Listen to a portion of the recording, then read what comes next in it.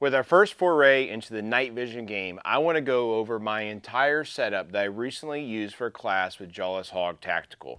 I'm going to start with my rifle, my pistol, my helmet setup, and most importantly, my nods or NVGs being the LLUL21s from Low Light Innovations. We'll go through all the features on those and really focus on those, the helmet, the mount, and getting them set up, and also showing you guys what those look like through a camera lens. In addition to that, showing you some things that are important to consider if you're going to use night vision for a civilian or law enforcement setup in a practical application. As I mentioned that we're going to go over all my gear, one of the most important things I want to also mention though is that you need to seek training in order how to fully implement all your gear, and on top of that, have your skill set built for how you run a pistol, a rifle, and all your gear on your belt, a plate carrier, or even how to wear a helmet. Let's talk about my rifle. My rifle setup here for night vision is going to be a Sons of Liberty Gunworks M489 pinned and welded 13.7 with their Knox flash hider or partways comp on here. I have an EOTech EXPS3-0, so therefore it's just a standard EOTech reticle on here. I have a Unity riser on here, which for me personally is something I would have regardless of a night vision setup because I really prefer the heads-up style of shooting. It's also, let's say, far more natural, in particular when you're wearing body armor and really trying to move throughout buildings or in an urban environment. After that, up here in the front, you'll see I actually have a DBal. This is a Steiner DBal A3. This is a civilian model, which I purchased myself. What I'll tell you about the DBals in general, I don't want to get down in the weeds with this, is there's a lot of trash talk about them, and there's some ways that they're good.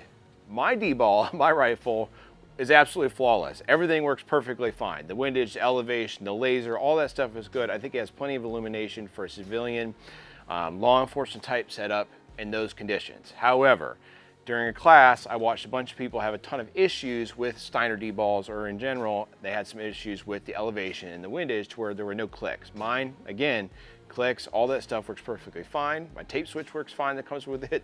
The plugs work fine. Mine is a perfect Steiner DBal A3. And I know from reading forums and seeing other YouTube videos, that's not all that common.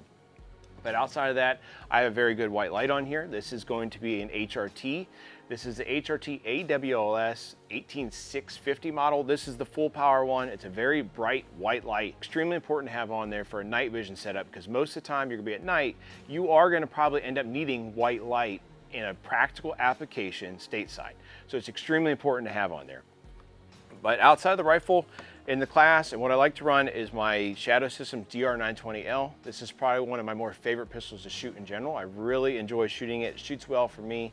In addition to that, the RMR that's on here is night vision capable. And then I have a Streamlight TLR1HL on here.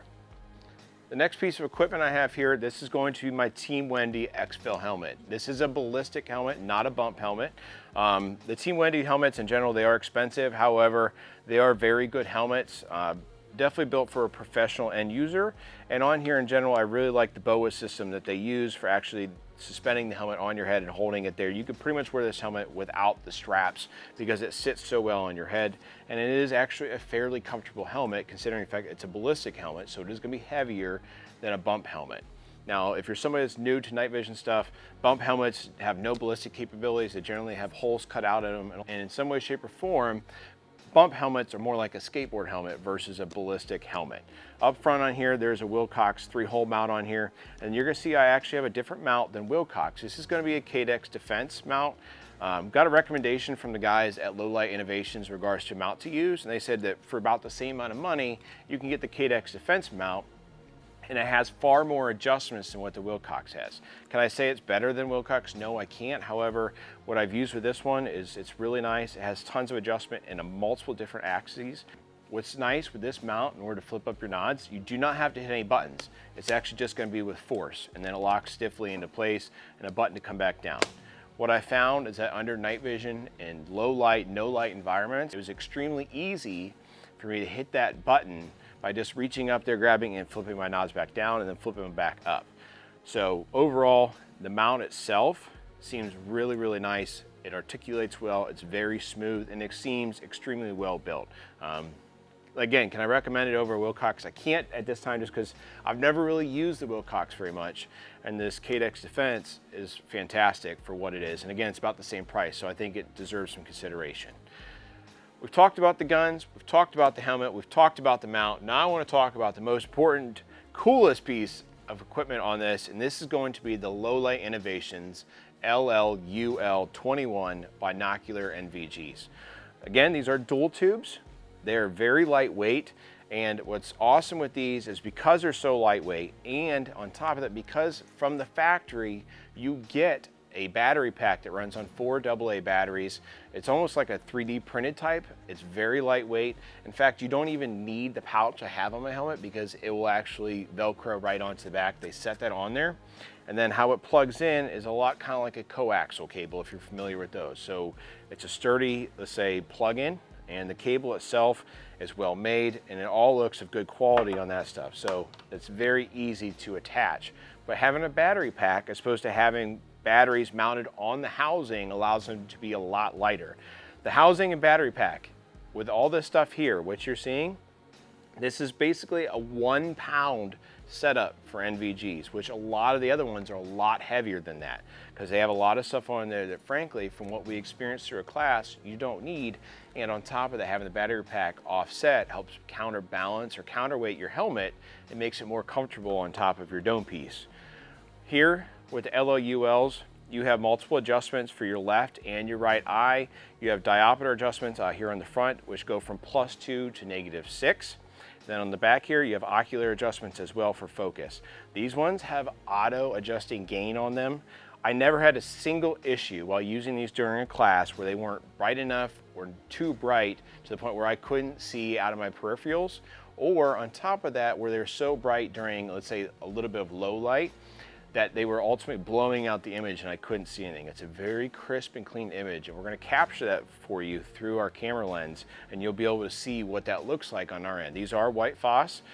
As these come out of the box with all this stuff here, you're generally gonna be looking at somewhere between $58 to about $6,800, and if you want to, you can jump all the way up into a more expensive version where they have L3 tubes. Now these ones are gonna be L-bit tubes on here, and in addition to that, with these tubes, they fully articulate here, all right, left and right, up and down. But what's nice too is that these do have IPD stops, and it's single pod IPD stops. What that means is that if your nods are down and you're wearing them down and you flip one up, the one's still going to stay on. You flip both up, they're gonna turn off. Both of them will turn off, and then there's a power button here on the front. The dovetail on here is going to be a metal dovetail to actually fit onto that Cadex defense mount. With the Low Light Innovations LLUL21 Bino NVGs attached on here, again with the Cadex defense mount, hit the button, they flip down. Again with the IPD stops, when these things are up, how they are oriented here, they are off. You can put one down if they're on, and that one side is going to come on. Put both down, both come on. Flip one up, one goes off. Flip both up, both go off. And then again here with the Cadex fence mount, simple flip back and it tilts back for you. You don't have to push any buttons in order to actually raise your nods. Again, button down, super simple, super easy, bring them down.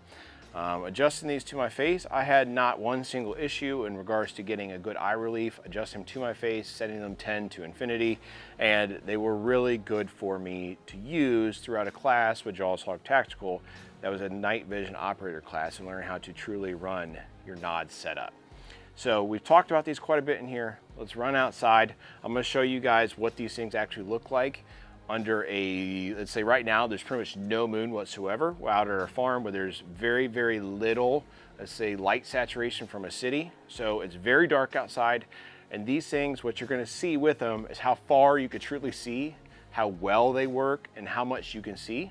But in addition to that, what we're also going to show you guys is your ability to pick up whether somebody or someone could be a threat to you if they have a weapon, and what distance you may actually be able to see that at. So you're going to see that, and I think that's important so you can see more of a practical application for night vision devices for a civilian or law enforcement users. You'll see now I actually have the helmet mounted on my head, chin strap down. I have the BOA system ratcheted down on the Team Wendy helmet. It's sitting very, very, let's say, evenly weighted. I don't notice my helmet being heavy on the front. I don't notice it being heavy on the rear. And I think a lot of that has to do with the fact of how well these LLULs from Low Light Innovations are built, in addition to that, how they actually counteract each other by having a battery pack in the rear, nothing in the front for battery wise, having a very lightweight housing up front. And bringing these down, again, like I said, you can hit the button super easy one-handed, bring them down, you bring them in front of your face, and you have tons of adjustment with these things. Okay, and it's super nice to have all this adjustment because I can truly fine-tune these and however I want, front and back. With these down in front of my face, a couple things I want to make note of is that these were a demo model for Low Light Innovations. You brought these to tons of different classes, different night shoots and things like that, and they've also been run really hard by tons of people. We ran them through 2 days of classes and they worked out really well. There's a very, very small speck in the bottom part of the left lens. However, you can't see it unless you look for it. So me just standing here looking at the camera, I cannot see it. You can't see it when you go outside. You can really only see it when you look for it. And to bring these up, they shut off. Bring one down, it turns on. Bring the second one down, both are together, focus them. You can adjust away from your face. Super easy here with the mount from Wilcox. You can go really far out. And what I found was nice in particular with the Wilcox mount is that when wearing iPro, you can still wear iPro while wearing your nods and, you know, ultimate practice safety. In addition to that, if you're somebody in a law enforcement setting and you're going to end up wearing nods, and let's say you're going out in the wilderness or something like that while wearing these, iPro is really nice to wear when it's dark outside so you don't end up actually poking your eyeballs out with sticks and twigs and things like that as you're running through the woods. So we've talked about these inside. Let's run outside, check out how they look, and you guys really try and get a first-person view of what these LLUL21s look like. We are outside now. It is completely dark. Time right now is 2200 hours. There is not one bit of moonlight out because it is cloudy and it is dark. To the naked eye, I can see our barn out here that is from right here. It's about 88 yards. Outside that, I can see over across the pasture a tree line that's a little over 100 yards away from us. It's very, very hard for me to see. At the barn where it's at, I couldn't actively see somebody walking down there.